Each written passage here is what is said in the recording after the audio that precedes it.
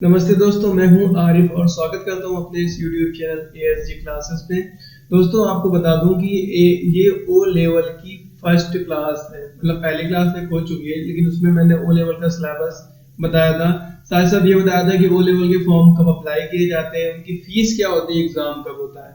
O level का form साल में 2 बार अप्लाई होता है, जनवरी एंड जुलाई। तो इसके बारे में कंप्लीट इन्फॉर्मेशन प्रोवाइड कर चुका हूँ। अगर अभी तक आपको नहीं पता है इसके बारे में कि ओ लेवल का अप्लाई होता है, कितनी फीस होती है, पर पेपर कितनी फीस पड़ती है, कितने सेमेस्टर में एग्जाम होता है, तो हर एक चीज की इन्फॉर्मेशन अचीव करने के लिए आप हमारे इस वीडियो के पहले वाले वीडियो पे जाकर विजिट कर सकते हैं। ओ लेवल की मैंने एक अलग से प्लेलिस्ट बनाई हुई है, जिसमें आपको सारे के सारे वीडियोस ओ लेवल के मिलेंगे।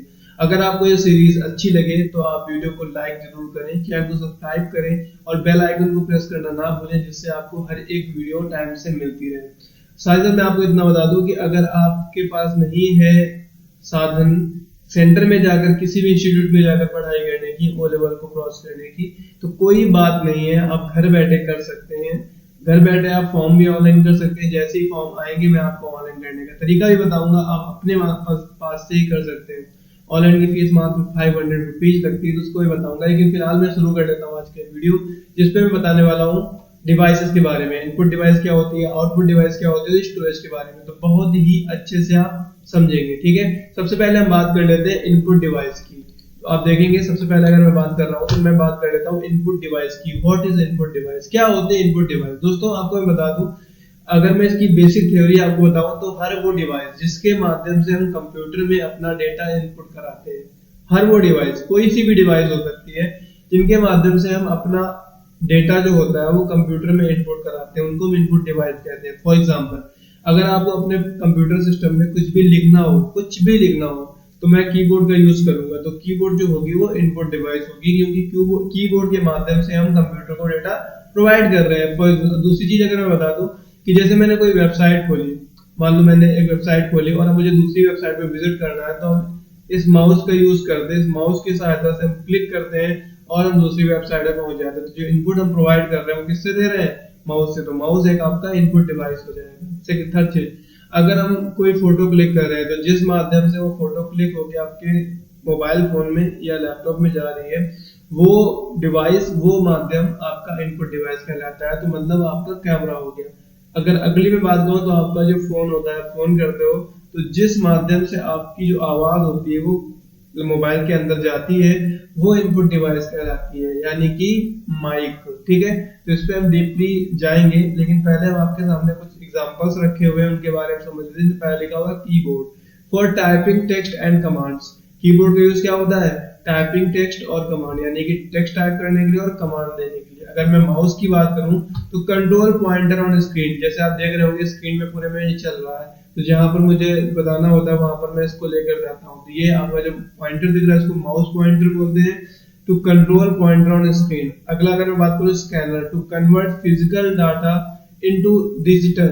जैसे कि मेरे पास कोई भी डाटा, फॉर एग्जांपल ये एक आधार कार्ड का डाटा रखा हुआ है, इसको अगर मुझे, ये फिजिकल है, अगर इसको मुझे सॉफ्ट कॉपी बनानी है, यानी कि अपने लैपटॉप में पहुंचानी है, तो स्कैनर के माध्यम से स्कैन करते हैं। तो स्कैनर जो आपका होता है वो भी आपका इनपुट डिवाइस कहलाता है। अगला जो आपके सामने पॉइंट दिया गया है वो माइक्रोफोन है, जिसको मैं आपको बता चुका हूँ कि जब बात करते हैं तो आपकी आवाज जाती है इस माध्यम से, या माइक्रोफोन जो हमारी आवाज को रिकॉर्ड करता है वो माइक्रोफोन कहलाता है। अगली अगर हम बात करते हैं वेबकैम, टू इनपुट वीडियो, किसी भी वीडियो को इनपुट कराने के लिए वेबकैम का यूज किया जाता है। तो ये सारी मैंने आपको यहाँ पर बता दी। ठीक है, अब अगर हम बात करते हैं आउटपुट डिवाइस की, तो आउटपुट डिवाइस क्या होती है, इनकी थ्योरी पहले समझ लेते हैं। हर वो डिवाइस जिसके माध्यम से कंप्यूटर सिस्टम रिजल्ट प्रोवाइड करता है, उसको हम आउटपुट डिवाइस कहते हैं। काफी इजी डेफिनेशन है।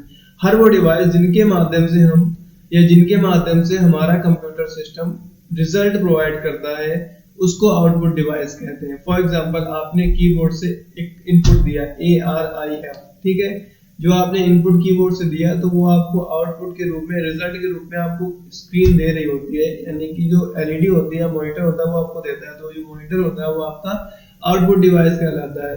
तो ऐसे ही आपके सामने कुछ पॉइंट्स दिए गए, इनको हम एक्सप्लेन करते हैं, समझते हैं। पहला ऑप्शन आपको मॉनिटर दिया गया है, क्योंकि मॉनिटर के माध्यम से हम लोग को डिस्प्ले मिलता है, जो भी हमने इनपुट दिया है वो देखते हैं किसके माध्यम से, मॉनिटर के माध्यम से। फिर आता है प्रिंटर, यानी कि जो भी आपके कंप्यूटर सिस्टम में डेटा है उसको अगर आप हार्ड कॉपी में कन्वर्ट करना चाहते हैं तो आप प्रिंटर का यूज करते हैं, तो प्रिंटर आपकी आउटपुट डिवाइस कहलाती है। स्पीकर, क्योंकि स्पीकर क्या करता है, हमारी आवाज को स्पीकर के माध्यम से हमें वापस से मिलती है, तो ये भी आपकी एक आउटपुट डिवाइस कहलाती है। प्रोजेक्टर, जो कि स्क्रीन का ही काम करता है, जो डेटा आपके कंप्यूटर सिस्टम में होता है उसको वो प्रोजेक्टर के माध्यम से बाहर देता है, तो उसको भी हम आउटपुट डिवाइस कहते हैं। ठीक है, तो इनपुट डिवाइस और आउटपुट डिवाइस, इन दोनों डिवाइसों के बारे में आई होप आप अच्छे से समझ गए होंगे। अगर आप समझ गए हैं तो कमेंट बॉक्स में 2 इनपुट डिवाइस जो इनमें से मैंने ना लिखी हूँ और 2 आउटपुट डिवाइस जो मैंने आपको थ्योरी में ना बताई हूँ लिख के बताइए। आगे बढ़ते हैं वीडियो में, तो अब बात कर लेते हैं स्टोरेज डिवाइस की। What is storage device? देखो स्टोरेज डिवाइस होता क्या है। स्टोरेज डिवाइस की अगर हम बात करें तो हर वो डिवाइस जहां पर डेटा को स्टोर करता है उसको हम स्टोरेज डिवाइस कहते हैं, ठीक है, या मेमोरी कहते हैं। हर वो डिवाइस जिसमें डेटा को स्टोर किया जाता है उसको हम कंप्यूटर मेमोरी या स्टोरेज डिवाइस कहते हैं। अब आप एग्जांपल तौर पर समझो, ये आपका माउस है, इसको अगर आप कहीं पे रखते हैं तो इसको रखने के लिए वो स्पेस चाहिए। अगर स्पेस ना हो तो क्या आप इसको रख सकते हैं? नहीं रख सकते हैं। तो ये स्पेस इस माउस के लिए मेमोरी का कार्य करेगा। एग्जैक्टली इसी प्रकार आपके कंप्यूटर सिस्टम में जो डेटा आप स्टोर करते हैं उसको स्टोर करने के लिए कोई स्पेस चाहिए होता है, वही स्पेस आपका मेमोरी का कार्य करता है। आपके कंप्यूटर में होता है ना बहुत सारा डेटा, जैसे कि वीडियोस पड़े होते हैं, सॉफ्टवेयर्स होते हैं, आपकी फाइल्स होती हैं, फोटोज होती हैं, तो वो सारी की सारी जहां पर स्टोर होते हैं तो हम क्या कहते हैं? स्टोरेज डिवाइस, यानी कि मेमोरी कहते हैं। ठीक है, अब इसमें अगर हम थ्योरी की बात करें तो आपके सामने से एक थ्योरी दी गई है, तो ये है used to store data temporary और परमानेंटली। ये जो होती है डेटा को टेम्परेरी या परमानेंट डेटा को स्टोर करने के लिए यूज की जाती है। ठीक है, डेटा को टेम्परेरी या परमानेंट स्टोर करने के लिए यूज की जाती है।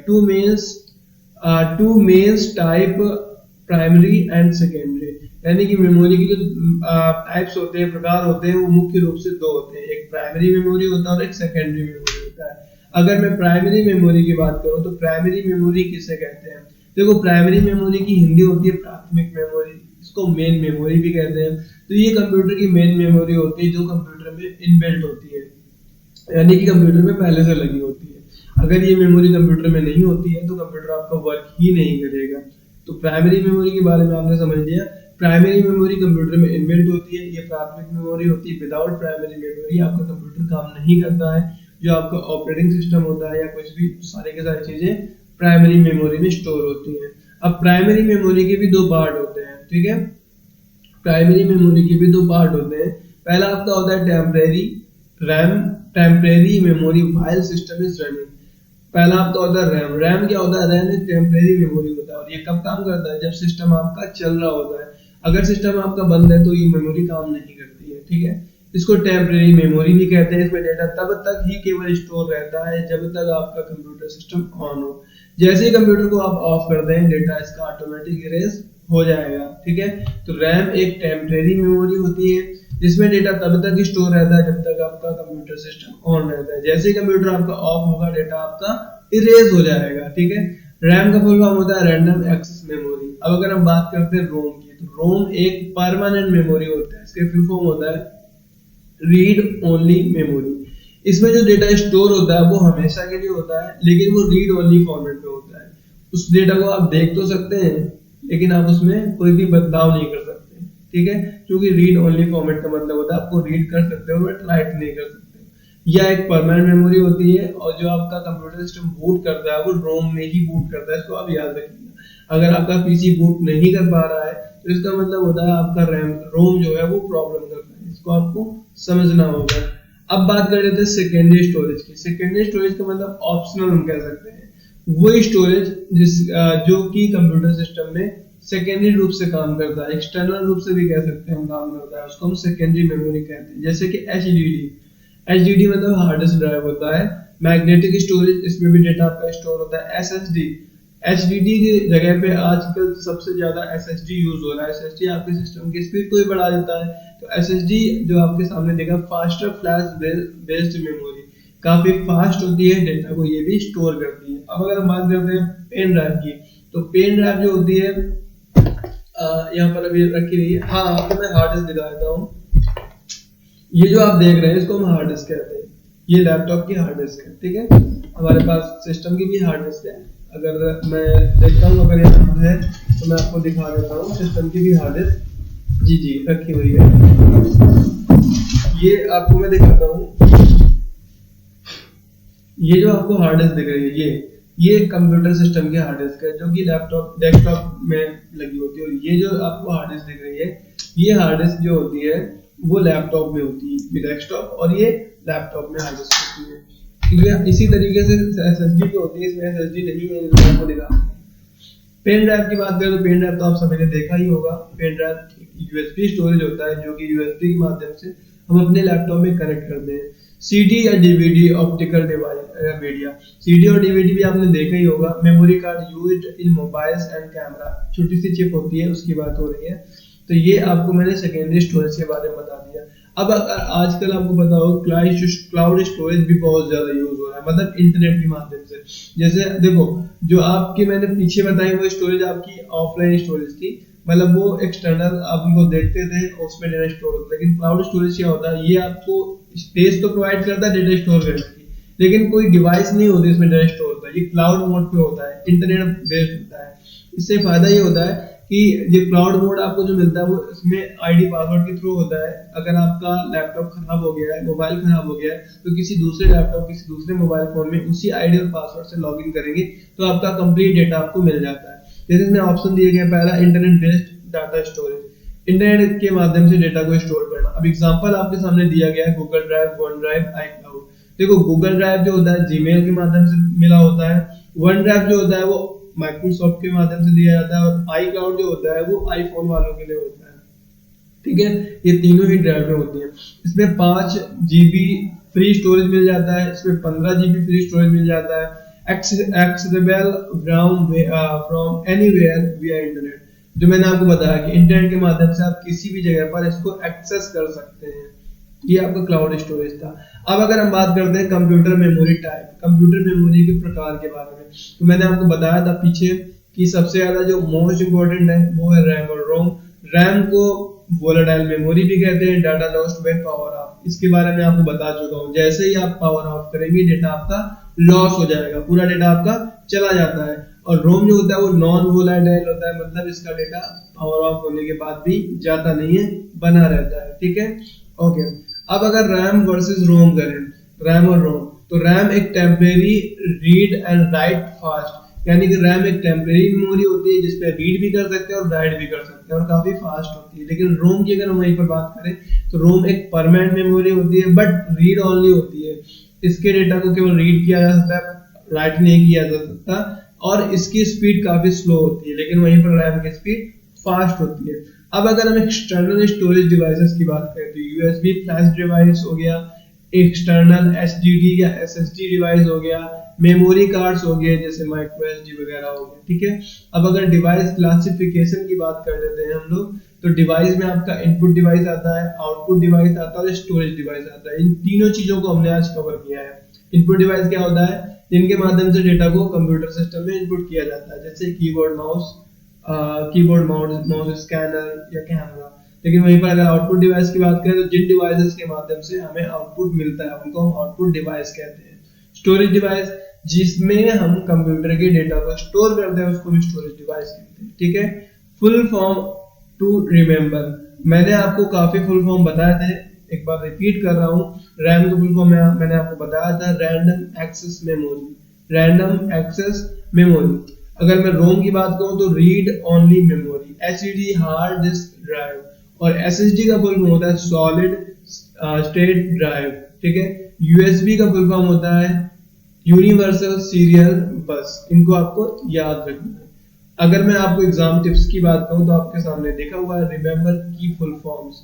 आपको ज्यादातर फुल फॉर्म्स रिमेंबर्स यानी याद रखने होते हैं, और साथ ही साथ आपको इनपुट और आउटपुट डिवाइस के बीच में जो अंतर होता है वो आपको पता होना चाहिए। प्राइमरी और सेकेंडरी डिवाइसेस के बीच में जो अंतर होता है वो पता होना चाहिए।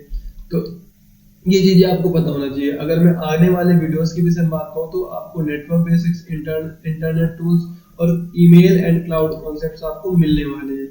तो आई होप आज का ये क्लास आपको पसंद आई होगी। अगर आप सारी क्लासेस को सही से देखते हैं तो आपको किसी भी प्रकार की समस्या नहीं होगी।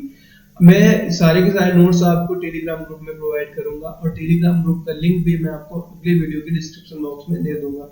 इस वीडियो के भी कमेंट बॉक्स में मैं पिन कर दूंगा। तो आप अगर चाहते हैं सारे के सारे नोट्स तो अभी विजिट करें हमारे टेलीग्राम ग्रुप में, कमेंट में जो लिंक है उस पर क्लिक करके। थैंक यू सो मच, मिलते हैं अगले वीडियो में, तब तक अपना ख्याल रखें। Thank you.